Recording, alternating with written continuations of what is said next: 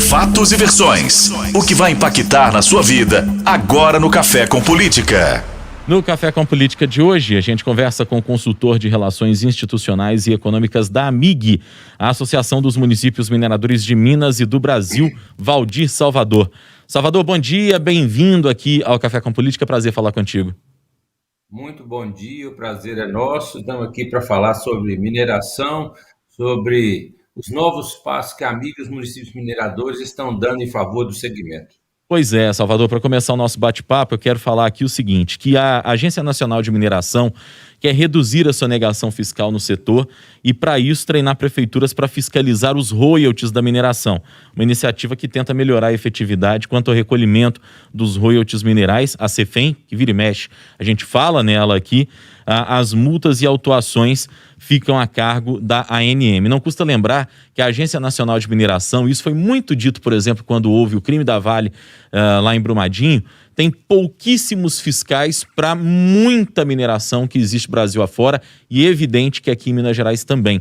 Eu começo te perguntando o seguinte, Salvador, os municípios estão preparados, estão se preparando para fazer essa fiscalização da questão dos royalties, que a gente sabe a importância que isso tem para as cidades? Os municípios pedem, buscam esse atendimento para que eles possam fazer a fiscalização há quase 30 anos, porque quando a CEFEM foi colocada em vigor no Brasil, logo depois da Constituição de 88, ela foi aprovada por lei, mas não foi regulamentada. Nós fizemos um movimento naquela época, o Collor regulamentou, e desde então a CEFEM no Brasil não tem sido paga como deve. Os municípios conhecem muito bem de CEFEM, mas não podiam atuar. A CEFEM é uma receita patrimonial da União e é repassada, em sua maior parte, atualmente 60% do que se arrecada, é passado para os municípios. Então, não era nada mais do que correto, já que 60% da receita é sua, que você verificasse como ela está sendo paga, de onde ela vem, quem paga, se sonega, por quais minerais, se tem sido cumprido o que a legislação determina, mas há uma sonegação endêmica no segmento. É impressionante. Do menor ao maior minerador, sem exceção.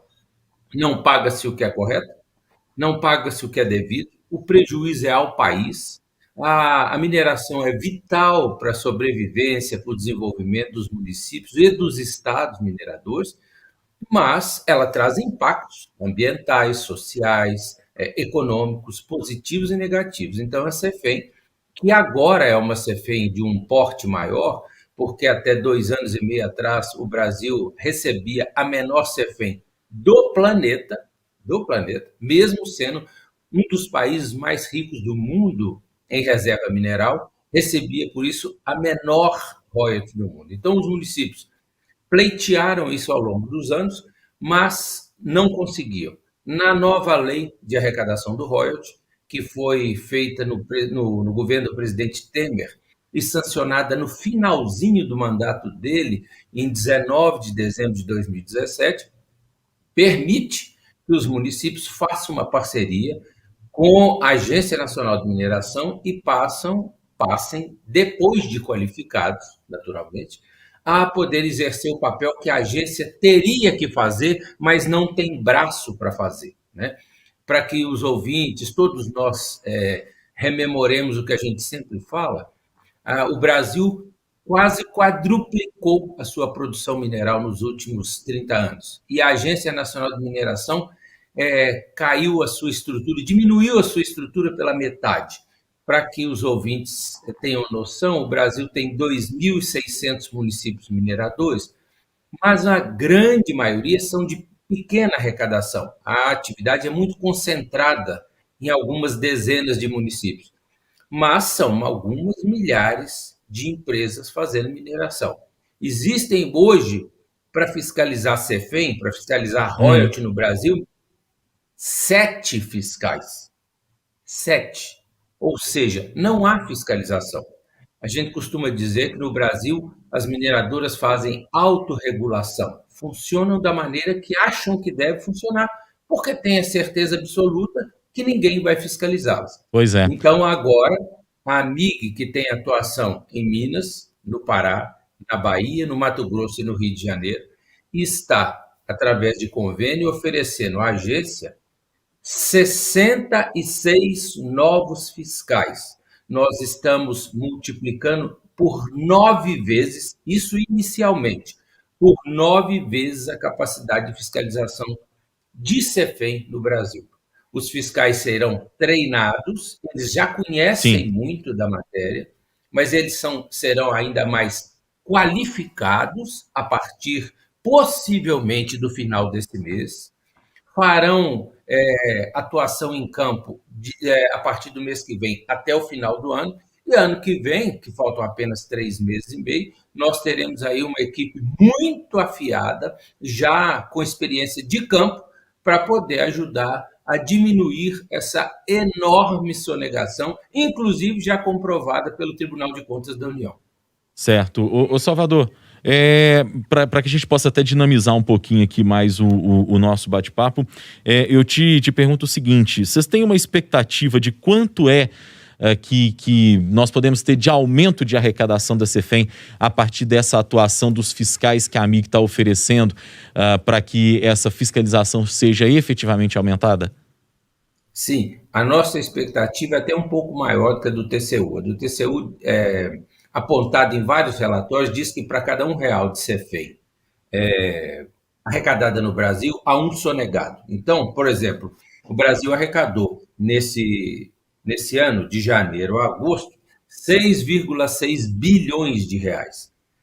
Pela TCU, seriam 13,2 bilhões, o dobro. E nós achamos que vai um pouco mais. Nós achamos que a hora que nós tivermos condição de fazer uma fiscalização de um ano cheio, ou seja, de janeiro a dezembro, essa arrecadação deverá mais que dobrar, deverá ser 2,5 vezes o que se arrecada hoje.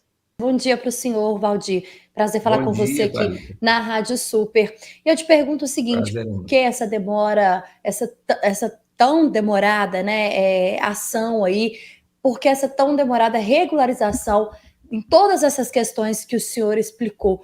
Por que o Brasil, de uma forma geral, está tão atrasado nessa questão, nesse sentido?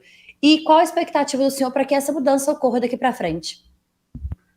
Thalita, infelizmente está atrasado, como quase todas as políticas públicas no Brasil são feitas tardiamente. Né? A de habitação, a de saneamento, a de educação, tudo é tardiamente. Nós estamos pleiteando isso há anos e fomos ignorados. Para que a gente entenda a razão principal, é porque no antigo DNPM é o órgão que substitui a agência. A agência vai fazer 3 anos de idade agora, dia 5 de dezembro. Antes era DNPM. Era um órgão que caiu na política do governo federal, ou seja, o governo federal, com esse tal de governo de coalizão, que inventaram de uns anos para cá, onde divide-se os ministérios para agradar os partidos, o Ministério de Minas e Energia também foi entregue a partidos políticos, que, por sua vez, tinham um grande patrocínio, grandes patrocínios da atividade de mineração. Em sua maioria, deputados e senadores de um determinado partido recebiam grandes ajudas eleitorais. Qual era o objetivo? Naturalmente, trabalhar em função das empresas e não do país. E as empresas de mineração no passado tinham um lobby pesadíssimo. Então, não interessava quem quer que seja das empresas e, de certa forma, do governo, já que o governo leiloava o ministério, que se fizesse fiscalização como devia. E nós estamos falando, Thalita, de fiscalização de royalties. Olha a fiscalização geológica, a fiscalização de barragens, etc. Olha o que aconteceu em Brumadinho, Mariana. Ninguém pode acusar que a Vale ou a Samarco tenham intencionalmente cometido um desastre absoluto desse tamanho. Mas também ninguém tem dúvida de que, se houvesse fiscalização em tempo real, como há em outros países do mundo, principalmente a Austrália, que é o maior concorrente de exploração de minério de ferro do Brasil no planeta, nós não teríamos acidente dessa monta, espécie nenhuma. Então, o Ministério de Minas e Energia abandonou a atividade. A gente costuma dizer lá na AMIG, e entre os municípios mineradores pelo país afora, o seguinte: o Brasil relegou a atividade de mineração a segundo plano. Então, ele nem retirou dela todo o potencial positivo que ela tem e ainda potencializou os riscos que são inerentes à atividade. Foi isso que aconteceu. Desinteresse, vontade de não fazer, deixar correr solto, deixar acontecer autorregulação, ou seja, as empresas faziam o que queriam no setor, porque não foram fiscalizados. Para resumir a sua pergunta, a CEFEM é do Decreto 01 de 1991. Nós estamos em 2021. 30 anos depois, existem empresas que nunca tiveram uma única fiscalização de CEFEM. E são várias. E eu não estou falando das pequenininhas, não. Estou falando das pequenas e médias. E as grandes já chegaram a ficar mais de uma década e meia sem fiscalização. Então, é porque é Brasil. É porque aqui tudo acha que pode esperar, que não é tão importante, né? E que vai acontecer um dia e depois, quando acontece um acidente desse, ou uma sonegação como essa que acontece sistematicamente, a gente fica impressionado. Eu acho que agora nós estamos iniciando uma nova era, como eu falei há poucos minutos, são 9 vezes o número de fiscais que existem hoje, que estarão fazendo essa fiscalização a partir dos próximos 30 ou 40 dias, e a gente espera que seja uma mudança de cultura, não seja uma mudança momentânea, que seja uma correção de vício do explorador mineral, que, como todo mundo sabe, recebe a matéria-prima quase pronta do país, coloca ela na granulometria, faz o beneficiamento e vende. A matéria-prima não é do empreendedor mineral. A matéria-prima é do Brasil. Minério não se constrói, não se produz. Quem produz minério é a riqueza geológica do país.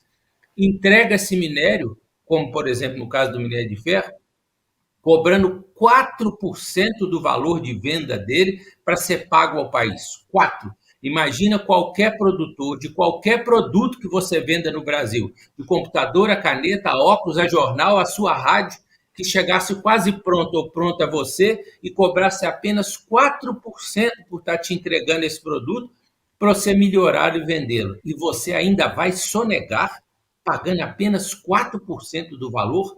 Imagina o que foi minério de ferro no mercado mundial nesse último ano. É lamentável, muito lamentável, mas a gente espera estar virando a página definitivamente a partir do final desse ano. Hora do bate-pronto. No Café com Política. No Café com Política. Hora do bate-pronto. Valdir Salvador, são perguntas objetivas, respostas objetivas, um ping-pong com a gente aqui, combinado? Com muito prazer. Para começar, a mineração. Muito importante, mas precisa ser acompanhada de perto. Fiscalização pela AMN, um acerto? Muito falha, pequena, e agora vai se potencializar com a participação dos municípios. A Lei Candir. Precisa de ser refeita, melhorada, para que os produtos, como o minério de ferro, que não são renováveis, possam pagar um pouco mais do que pagam, no caso, o ICMS, porque a riqueza vai e não se fica tributo algum. Acordo da Vale com o governo de Minas. Desprezou os municípios mineradores, infelizmente. Muito importante, inédito, meritório ao Ministério Público, à Justiça, ao Governo do Estado e à própria Vale, diferente do que aconteceu com a Samarco. Mas, infelizmente, esnobou os municípios mineradores, que são os grandes responsáveis por essa arrecadação, que vai custear esse recurso, e ainda foram os mais impactados a vida inteira. Não tiveram um tratamento diferenciado e não foram beneficiados em absolutamente nada pelos impactos que recebem há tantas décadas. A diversificação econômica. Fundamental para que as cidades não cheguem à sua falência ao final da mineração. O governador Romeu Zema. Pouco sensível às causas dos municípios mineradores, e a gente espera que ele ainda mude de postura. Valdir Salvador, ele é consultor de relações institucionais e econômicas da AMIG, a Associação dos Municípios Mineradores de Minas e do Brasil. Valdir Salvador, obrigado pela sua entrevista. E a gente espera que, claro, os municípios possam ter esse aumento aí na arrecadação, porque reconhecemos a importância que tem essa questão hoje para os nossos municípios, para as nossas cidades. Obrigado pela entrevista, prazer falar contigo. O prazer é nosso, o amigo está sempre à disposição, com muito prazer.